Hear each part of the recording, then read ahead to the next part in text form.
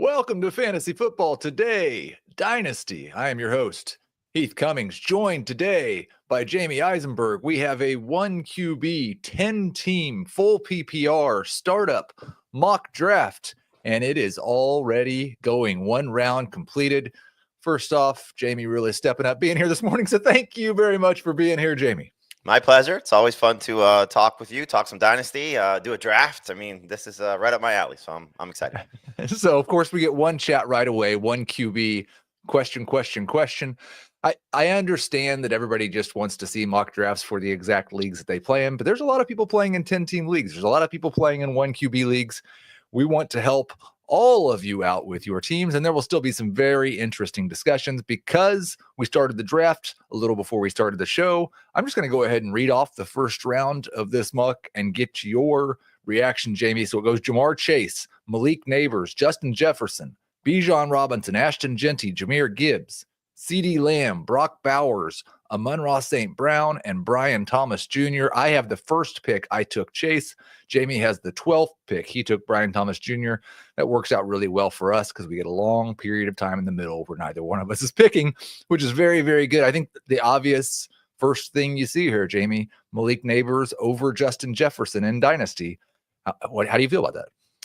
I mean, look, if you're banking on Neighbors' quarterback situation getting solved and hopefully solved quickly, whether that's Jackson Dart or somebody else, depending on how this plays out with this regime. If they win, they stay in charge. If they lose, maybe they hit the reset button again. Jefferson, you know what you're getting. Neighbors, there's still a little bit of a wild card. And obviously Jefferson has his quarterback situation to sort of get settled as well with JJ McCarthy. But I personally would go Jefferson. We know who took that pick. It's a guy that may like that team a little bit in Adam Azer with Malik Neighbors. But that's how far, Neighbors' ceiling, can go to. So I don't hate it, but I would have taken Jefferson. I don't really know that it would take all that long of Malik Neighbors giving us like wide receiver one overall production before he'd just be the wide receiver one in Dynasty, because he is 4 or 5 years younger than Chase and Jefferson. He did just put up an incredible rookie season with Daniel Jones, Drew Lock, Tommy DeVito, and somebody else throwing in passes. And Russell Wilson, at least from the training camp highlights, has looked pretty good so far. Always dangerous to trust those. Jamey, you started with a pair of wide receivers, Brian Thomas Jr. and Puka Nacua. In this format, would you rather start with wide receivers than running backs?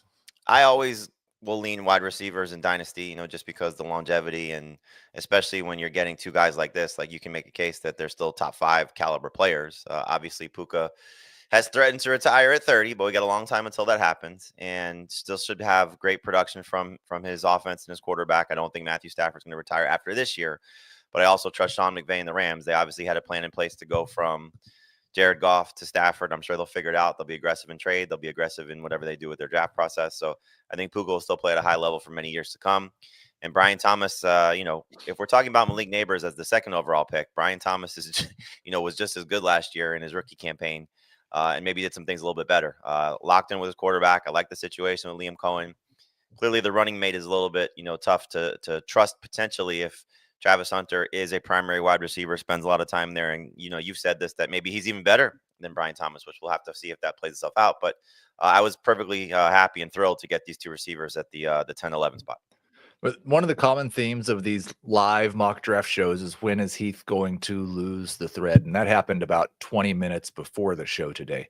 So keeping track of my rankings during this mock, not something I'm going to do. A lot more vibe drafting than normal. I start off with Jamar Chase, Marvin Harrison Jr., and A.J. Brown with my first 3 picks. No problem with that at all. In round 2, we saw Puka Nacua, Drake London, Nico Collins. Then Saquon Barkley. The guy who took Barkley also took CeeDee Lamb, so maybe a contender for the win now team at the start of the draft. Devon Achane goes after Barkley, then Trey McBride, Ladd McConkey, Bucky Irving, Omarion Hampton, and Marvin Harrison Jr. Probably maybe a couple more running backs with 7 in the first 2 rounds that we're used to seeing. A couple guys that I have ranked ahead of Hampton, Jamey, Jonathan Taylor, and Kyron Williams. Williams definitely not as popular in the Dynasty circles, despite the fact that he's been the 3rd best running back per game since the start of 2023. Do you think that's just continued doubt about Williams' talent, or does it have something to do with Jarquez Hunter? I think both, plus his contract situation. If he leaves the Rams, how much are you going to trust him, going to a different team if he's, going to get paid maybe to, be a feature back on an offense that isn't going to be as productive and utilize his skill set to the same degree. Again, it's more trust in the Rams, I think, than maybe trusting the player, given the draft pedigree as well. But look, we see this, every several years. There's a player or a group of players that people just don't buy into for whatever reason. They continue to produce and produce and produce, and he's just seemingly one of those guys. So I don't have a problem with him in this range. He's definitely somebody that I'm going to consider right now that I'm on the clock. But yeah, he's got the potential to still be a stud. I don't have any problems with him. We had the first quarterback go off the board with the 11th pick of round 3. That was Lamar Jackson. Jamey's now on the clock for 2 picks. We'll kind of look at some other trends in the draft. Brock Bowers went 8th overall. Trey McBride went 6th in the second round. So 2 tight ends in the first 18 picks. I think I had McBride 17th, so I entirely agree with that. Thought it was interesting. I took Harrison, which started a run of 1, 2, 3, 4, 5, 6, 7, 8 straight wide receivers. So I kind of mentioned like 7 running backs in the first 23 picks, probably a little more than we would expect, but that we made up for that in a hurry. Round 3 goes A.J. Brown, T. Higgins, Jackson Smith-Njigba, Garrett Wilson, Rashee Rice, Ted McMillan, Travis Hunter, Breece Hall, Lamar Jackson, and then Jamey takes Jonathan Taylor and also pairs him up with Josh Jacobs. I've talked about it before, Jamey, that I said the 11th pick. It should have been the 9th pick in round 3 because this is a 10-team draft. We always push quarterbacks down lower than where they get drafted in a lot of home league drafts. But I kind of push them back up a little bit in Dynasty, just because you might have this guy, if you get one of the, especially Jaden Daniels, might be a QB1 for the next 10 years. Did you consider a quarterback at that 3-4 turn, or are you just happy to wait? I'm still happy to wait, but yes, certainly considered it for sure. And I know I'm not going to get one of the top 3 guys coming back. We'll see how it goes with the next 2 guys of, at least for me, Joe Burrow and Jalen Hurts. But again, would be surprised. I think especially in 10-team leagues, you want difference makers, and those guys are huge difference makers. So you can make up for other positions. You can make up for other spots a little bit easier in a shallower draft like this.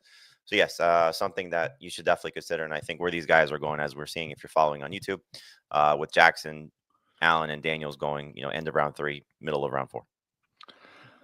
So I talked about that big run of wide receivers, and then you get Breece Hall, and then you get Jonathan Taylor. You took Josh Jacobs. Somebody else took Christian McCaffrey. Kyren Williams finally goes with the 6th pick of round 4, and then Ken Walker. So we're seeing a few more of the running backs come off of the board here. I thought Rice going in round 3, Worthy going about 10 picks later, 8 picks later.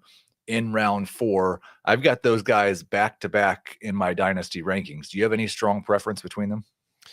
The healthier Rice looks, which seemingly is a great sign. You're talking about a 1-year difference between these guys. So I don't know how much. I don't know what the age difference is, but in terms of experience, right, it shouldn't really matter. And so I think if you're, I still put Rice ahead of Worthy. You've heard me say this several times. It wouldn't surprise me if Worthy is a version of Tyreek Hill. I don't think anybody can say he's going to be as good as Tyreek Hill, but I think knowing how Andy Reid is so creative and what Mahomes can do, like they can put him in the backfield. They could, throw the ball down to him down the field. He can do all those type of things. And he showed flashes of that. And so if he's going to be that type of player, then he should be better than Rice. But Rice was just so consistent to start last year. He was so good to finish his rookie season. I think that, this could be Evans and Godwin. It could be, 2 standout talents that just continue to produce, and just depending on the year, the week, one's better than the other.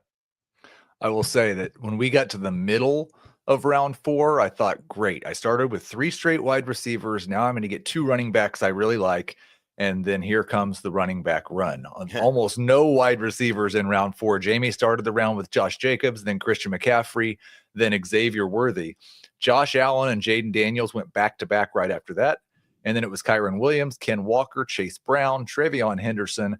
I had 3 of those guys in my queue, and Ken Walker was up next. So those were the 4 guys I wanted. I settled for Quinshon Judkins, who I don't have too far behind Henderson or Hampton in Dynasty rankings. And then I took my quarterback in Joe Burrow. So through 5 rounds, I have Joe Burrow, Judkins, Chase, Harrison, and A.J. Brown. Feel like we're still kind of open for whether we're contending or rebuilding. But I'll tell you, I've got Burrow and Chase as a stack in one Dynasty league that's not a mock. And that is a fun combination to have, Jamey. Absolutely. And again, 10-team leagues, you could be a little bit more creative with stuff like that to maximize your points because everybody's going to have a stacked roster. So Right. that difference is going to be huge for you when those guys are on. And as we've seen, they're on more times than not. It was interesting to see Mahomes go ahead of Hurts. And so if Mahomes can rebound to any level of what he showed earlier in his career as a fantasy quarterback, obviously he's been a great NFL quarterback, then this pick will look like a genius. But Jalen Hurts for the last 2 seasons has been a much better fantasy quarterback than Mahomes, and we'll see if that trajectory continues or reverses trend. Yeah, I've got just a really solid tier of Daniels, Allen, Jackson in some order, and then there's a gap. And then there's a really clear tier of Burrow, Mahomes, and Hurts. And I don't know within those 2 tiers that I really have a strong preference of which one I get. I value all 3 of those the same. This time I ended up taking the first one in the tier, but I wouldn't have gotten any of those guys quite clearly coming back in the next round. And I already had 3 wide receivers. Let's take our first break. And then when we come back, we'll recap round 5. When you need your sports news all the time, we've got breaking news to bring to you. CBS Sports HQ gives you a snapshot of all the sports that matter to you. When you need your sports in a snap, find it on CBS Sports HQ, streaming free anywhere you are. I wanted to tell you guys in this draft, we've got Adam Azer, we've got RJ White, we've got Matt Donnelly from the Dynasty Vipers. We've got the fantasy football mad scientist and Jamey at the end of the draft. And then we've got 4 people from social media who, I tell you what, I've been really pleased with doing that so far this year and adding some of you guys into the drafts. Everyone's done a good job. I don't think we've had any auto picks. One of the, I won't say which one, but one of the industry experts said they did click wrong. I think it was Lamar Jackson pick, but that one worked out okay because Allen and Daniels went 4 picks later. So I don't think you're probably feeling too bad about that now. We had a trio of wide receivers go in the middle of round 5, DK Metcalf, Devontae Smith, and Rome Odunze. Jamey's getting ready to make his 2 picks. So I will just say I made a small adjustment to my 2025 projections last night because Luther Burden has missed so much time this summer. He wasn't able to participate in most of OTAs. Dealing with some sort of soft tissue injury. And then we've also had the questions about there's some sort of weird connection, it seems like, between Ben Johnson and DJ Moore, and DJ Moore not being comfortable or knowing what his role is. And I just felt like, I was probably a little high on Burden for this year. I was probably a little low on Odunze for this year. Jamey, I prefer Odunze to both Metcalf and Smith in Dynasty. He went 3rd of the group. Do you have any sort of feel on how these 3 Bears pass catchers are going to work together this year? Not yet, to be honest. And that's kind of the working goal, right? Is to find out who's going to be lined up where, how Caleb Williams is going to favor these guys. Obviously, Caleb Williams struggled to connect with Odunze last year. How much of that was the offense? How much of that was his role? How much of that was his, just being a rookie? And so he definitely has the opportunity to take a step forward in his sophomore campaign. I think it's fair to say that he's got more upside clearly in the next 3 years than Metcalf and Smith based on what those guys, are headed toward. Smith could still be a very solid receiver. He just has not proven to be an alpha in his offense because he plays with another alpha. Whereas Odunze may, outlast DJ Moore and still be better than Luther Burden. But I think the thing for the Bears offense is like you have DJ Moore, who's an established player and has worked with other quarterbacks and other coordinators. So I would expect him to get on the same page with Ben Johnson and certainly continue to work well with Caleb Williams. Whereas can those other guys all step forward and be a go-to option for this quarterback and for this coach? So To me, Moore is still the best Bears receiver.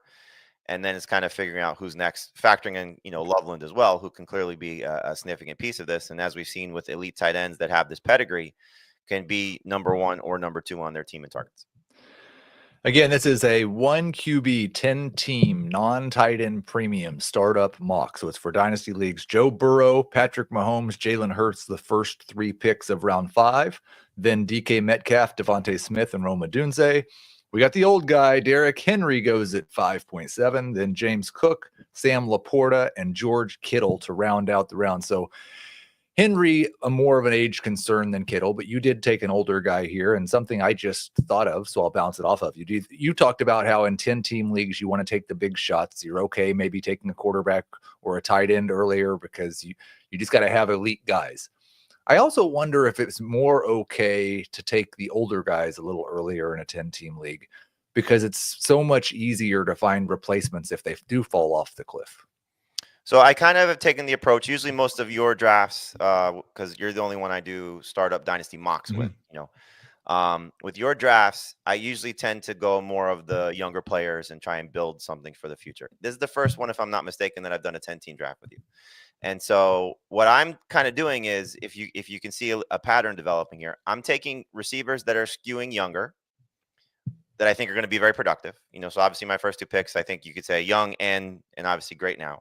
I took a little bit more mid-tier to older running backs, certainly from a, perspective of they're not going to have a lot of shelf life, past maybe the next 2 or 3 years, and a tight end that's in the same boat. So I want to have my core that I think can still be competitive for many years, but also the opportunity to compete now. So that's kind of my mindset for this. And I know you never want to kind of have that split view when you're building a team, but I think in a 10-team league, you can probably get away with it a little bit more. So if I was looking more toward the future, just to give you an idea what my thought process was, I actually was going to consider Derrick Henry. It was either going to be Henry or Kittle and then Ibuka.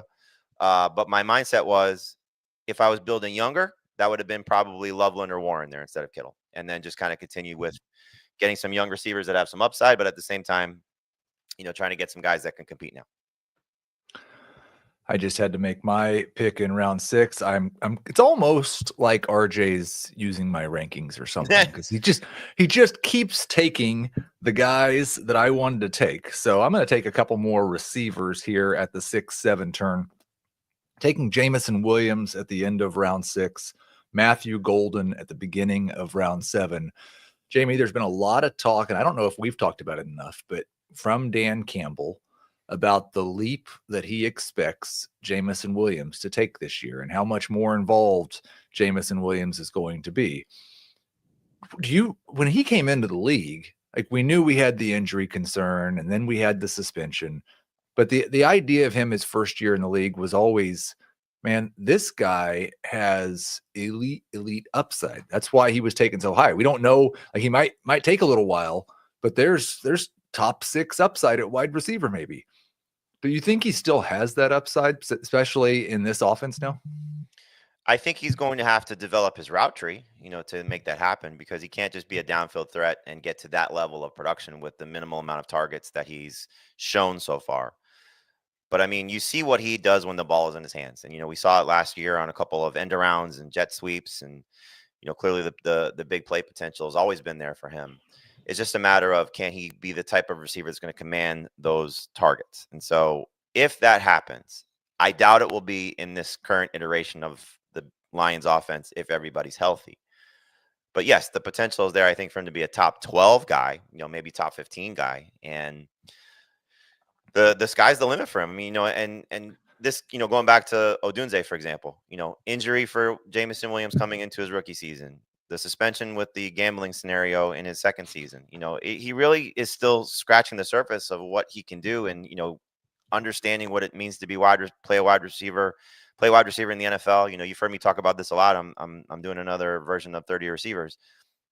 The best of the best. The game has changed, with 7-on-7s and what these guys do in high school and college. But they've said for years, you got to learn your quarterback. You got to learn your offense. You got to learn defense. There's a lot that goes into playing that position.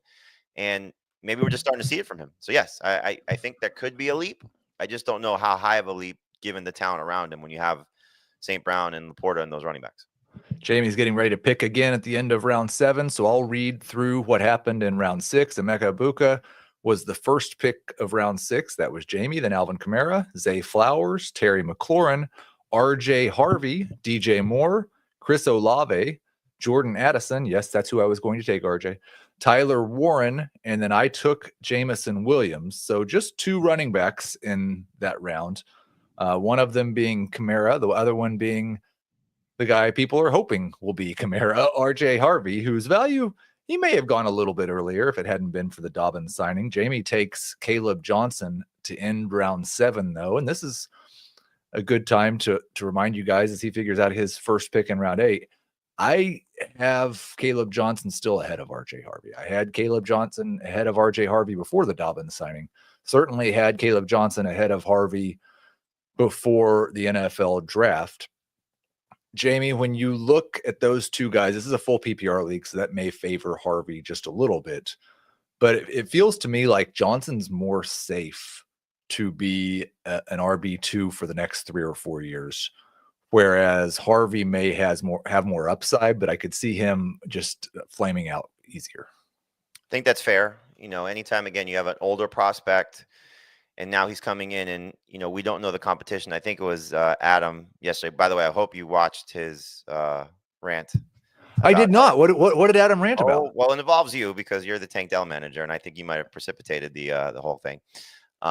So I'll get to that in a second. But anyway, so Adam was saying that what if Dobbins is, or maybe it was on the show with us, but what if Dobbins is good enough that the Broncos decide to extend his contract, and then he's there for more than just 1 season. But then we have an RJ Harvey problem where I think the Steelers kind of know what Jaylen Warren is and will kind of keep him in that pass catching secondary role, and Caleb Johnson can easily be the featured guy.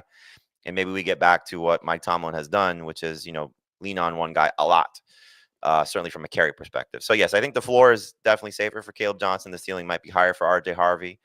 If I had the choice here, I would have taken Harvey because, like you said, it is PPR. But in any event, you must watch the rant. The reason I bring up J.K. Dobbins because Adam – well, so what started – you have Tank Dell, and Adam decided that he was going to force Deshaun Watson, Tank Dell, and maybe whoever else he thinks is going to be out for the season onto IR. Without them officially being on IR. Right.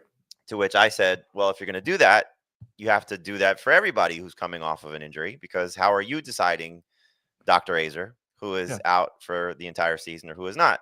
Because somebody asked, what about Brandon Ayuk? I don't know when he's coming back. I have Chris Godwin. I don't know when he's coming back. There's a lot of different, areas where these guys who were on IR last year may still be on IR. So I said it in what I thought was a respectful manner. Adam took it as I was trying to one-up him, he said, and put him in his place as the commissioner. And then he just went absolutely nuts about how being a commissioner is not the easiest job, and he's going to be a much tougher commissioner now moving forward because he felt that he got bullied into doing the rookie draft now because he drafted RJ Harvey, and right afterwards J.K. Dobbins signs and Nick Chubb signs with the Texans, and it changed the way some of those picks were. But it was an epic Adam rant that is well closer to the beginning or the end of the show? Oh, the beginning.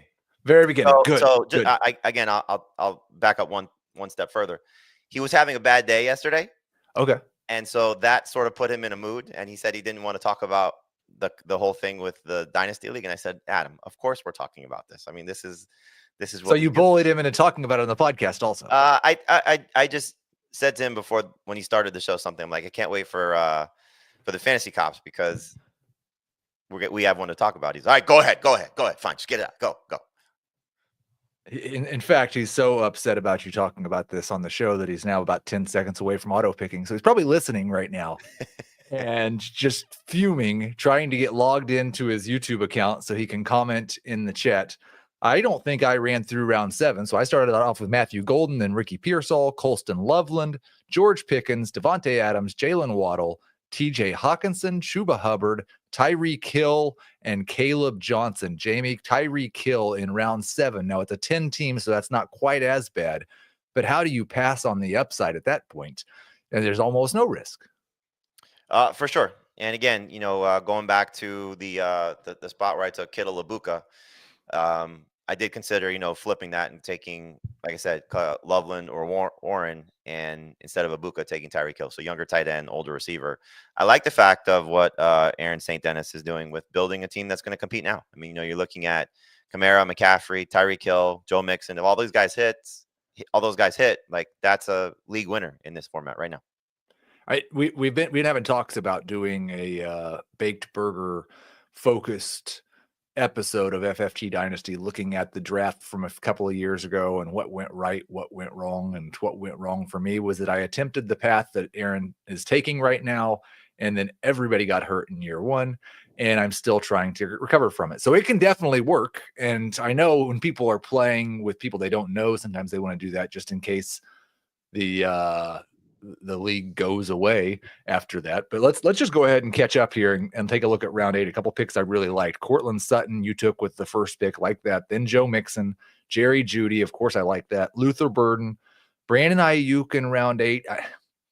I don't feel good about Brandon Ayuk right now. David Montgomery, DeAndre Swift, Isaiah Pacheco, Jaden Reed, and James Conner. Those 3 running backs, I took Conner. Montgomery, Swift, and Pacheco. I think figuring those 3 out in the right order can really help you out if you go pass catcher heavy early in your startup mock, because you're probably only going to get a chance to draft one of them. They're going to go in a similar range. I prefer DeAndre Swift, which will surprise nobody. Which of those 3 would you rather have in a dynasty league, and why? Montgomery, Swift, and Pacheco. So not putting Connor in there also? Not putting Connor in there, right? I would probably lean toward Swift as well. Just knowing that if you're thinking about these guys in this range, Pacheco leaves the Chiefs as a former 7th round pick. I don't think there's going to be much upside for him to be a featured guy someplace else, unless he just absolutely dominates this year and stays, or some other team has, like, let's just say Sean McVay goes, you know what, we're not paying Kyron Williams, but we'll give Pacheco a cheaper deal, and he goes there. Like, that's the type of scenario I think that would have to keep him at a very high level. Right. Swift, you keep bringing this up, and I don't think people realize it. He's been decent everywhere he's been. I think the expectations were he's supposed to be a superstar, and that may happen this year. But that to me is like, you kind of know what you're getting. He was not bad in Detroit. He was not bad in Philadelphia. He was not bad here. He's going to give you a pretty good floor. Montgomery, I think, is, correct me if I'm wrong, I think he's probably the oldest of the 3.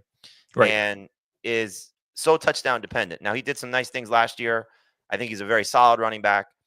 I would probably take him second over Pacheco, but I just think you're looking at the floor is great. The ceiling is probably not as high as what those other 2 guys could do if they're right. Because, I mean, look, Pacheco was on pace for a great season last year. I just worry about Pacheco's future. What happens to him if he does leave the Chiefs, and where does he go? Yeah, I've got, and I will have to adjust my rankings or just be wrong about Pacheco this year if things start looking better in camp, because I do have Pacheco at 10 spots lower. I have Swift at RB 23, Montgomery at RB 25, and for me, Pacheco is not really in the conversation. But I'm a lot more skeptical that he's going to get that role that he had 2 years ago in Kansas City. Yep. So a little bit of positive talk about Brashard Smith. Apparently, he made a couple of nice plays in OTAs. Kareem Hunt's still there. Elijah Mitchell made a couple good plays. So if he can stay healthy, that could be a really, really messy backfield. Jamey's about ready to make his pick in round 9. Let's take our second break, and then we'll break down round 9. What's he like? The happy-faced killer? You mean my dad? Be glad you never have to know. You think that you're so much better than me. You're just like your old man. I'm not like you at all. In round 9, I started things off by taking Tony Pollard. Oh, we're going to have an Azer discussion, I see. Azer took Tyrone Tracy, then Mike Evans, then Mark Andrews, Khalil Shakir, Chris Godwin, Cam Skattebo, Trey Harris, Aaron Jones, and Jaden Higgins. So Tracy goes with the 2nd pick in this round. Skattebo goes with the 7th pick in this round. Skattebo's 2 years younger, and some people think a better runner. Can you make a case for taking Tracy over Skattebo in a dynasty startup draft? I guess if your mindset is to win now and you think Tracy's going to have a better 2025 than Skattebo, I know Adam, just from our conversations, isn't a big fan of Skattebo's skill set. So, maybe he likes what Tracy did last year a little bit more and thinks that he's going to be the lead running back there for the Giants. I think we're looking at a, committee. How it gets split up, we'll have to sort of see how that shakes out and who's better in what areas. But in this format, for me, I would have taken Scadaboo. I think just given the fact that he's got the age advantage, there wasn't the pedigree of somebody coming in like Tracy. Like, it felt like he outplayed Devin Singletary, which I don't think was a huge surprise, and had a very successful rookie campaign in a down year for rookie running backs. Scadaboo clearly is part of a loaded draft class here, but for me, I would have just taken I would have played the age card and taken the younger player. I think it's going to be really interesting to see what the Giants do this year in terms of offensive philosophy. Adams talked about it quite a bit, that Daniel Jones threw more passes per game than you would expect most of his time with Brian Daboll, actually every year except for the one time they had a decent record. And so now he has Russell Wilson. They may just air it out. And then I think that what it comes down to is, coming into last year, we would have all said if Tracy makes an impact, it's going to be as a pass catcher. He used to be a wide receiver in college. He'll be the third down back and might be really good in the passing game. He was really better as a rusher than he was as a pass catcher last year. And Scadaboo has some receiving chops. So I think that might be the most interesting thing. As I'm realizing now, Jamey, we are 9 rounds into this startup mock, and I have not drafted a tight end. And it's not a problem at all because we're in a 10-team league. Aren't 10-team leagues great? They are great, and there's a lot of talent there. It's easy to sort of wait on position. Like, I struggled with taking a quarterback here because Bo Nix and Caleb Williams were both on the board. I like both in this format a lot. So I went with Bo Nix. It was a tough call that, might regret in a couple of years, but same thing. So I was waiting out quarterback, you're waiting out tight end, and you're still going to probably get somebody that can easily start for you this year and have a high ceiling, and then probably a guy or two, if you want, that has some long-term appeal as well. We're going to roll the dice, because when I looked at the tight ends that were available, I think there's enough of them. I don't think they're all going to be gone when I pick again. So I took Travis Etienne at the end of round 10. And let's just bring up this talking point. I'll go ahead and draft Deebo Samuel as well.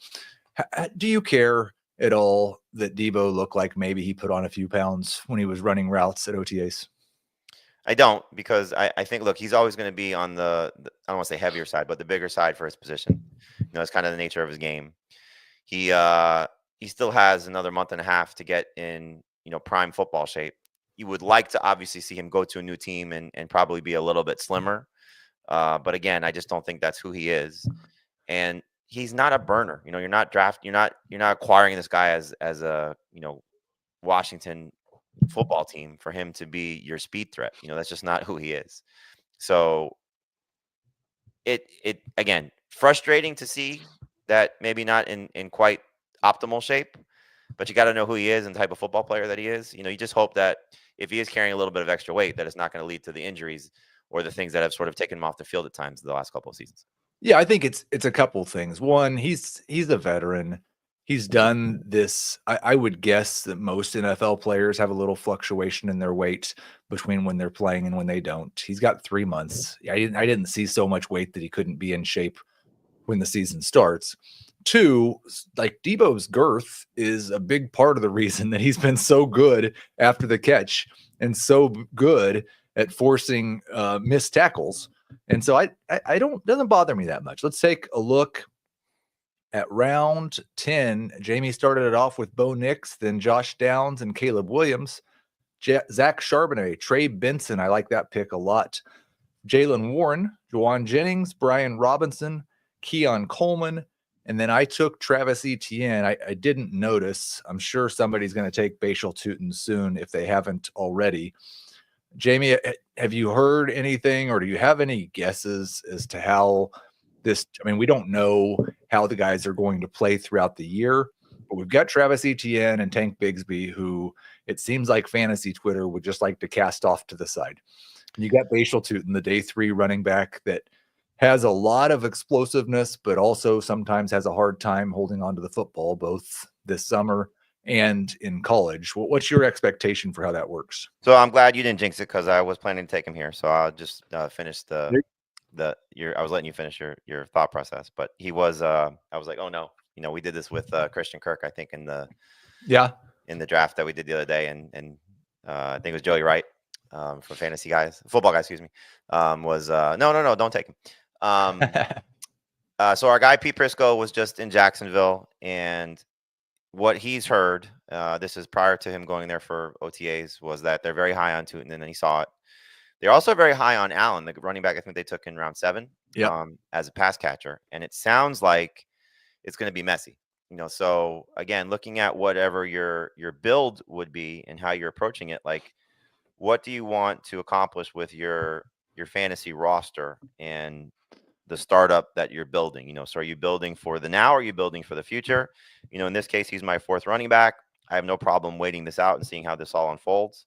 And then sort of, playing the, okay, if it doesn't work, I took him in round 10, 11. If it works, then it's one of the bigger steals that, we'll have in this draft if he's the starter there. But the speed is undeniable. The playmaking is undeniable. I think the landing spot is very good just from the standpoint of he went to a coach that just took a day 3 running back and made him into a superstar in Bucky Irving. So hopefully Liam Cohen could do something similar with Tootin. And, ETN is most likely gone from Jacksonville after this year. And Tank Bigsby, I don't know if he's the type of guy that will be a feature guy. Yeah, it's funny because you can look at a lot of advanced rushing stats that will tell you that Bucky Irving and Tank Bigsby were 2 of the most effective rushers of the football last year.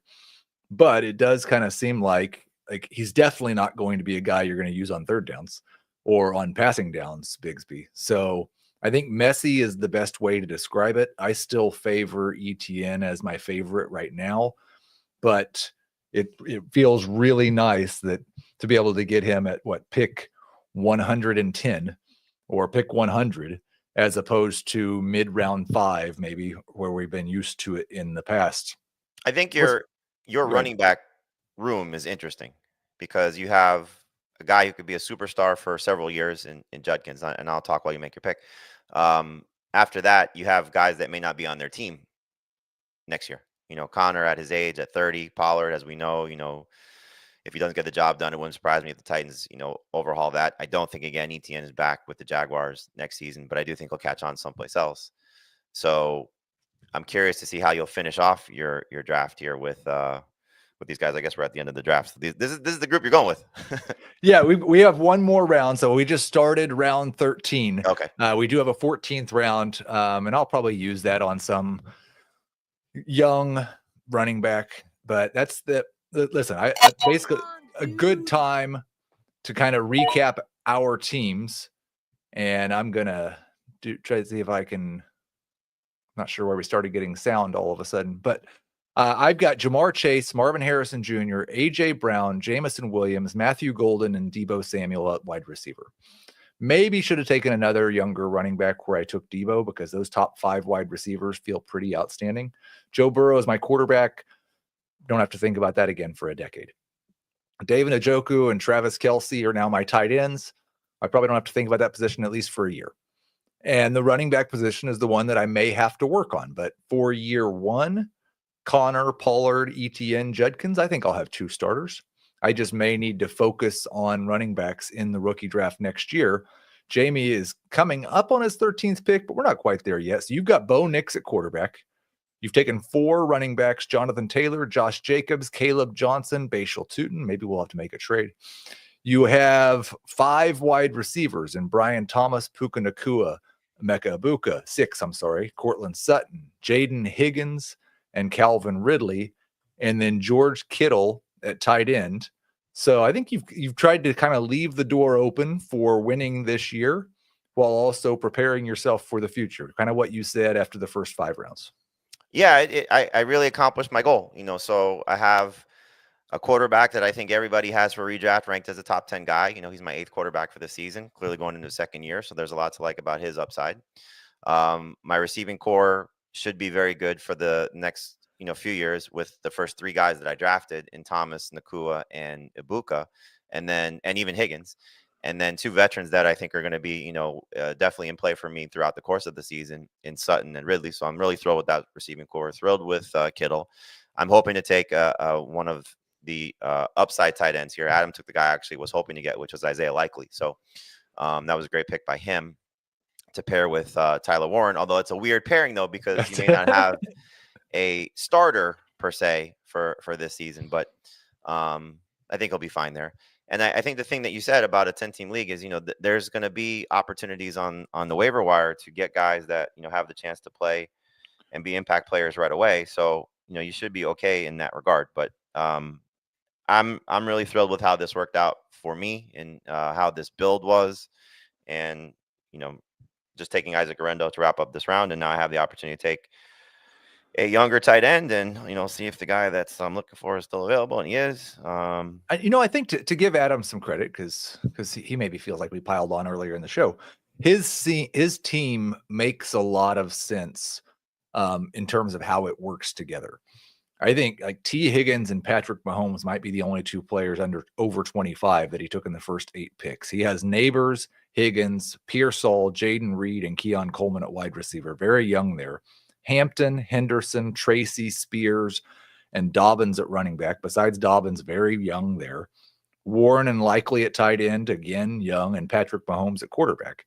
So I don't know that there's a real viable path to Adam being a contender in year one, but he set himself very well for the next 5 years with all of that youth.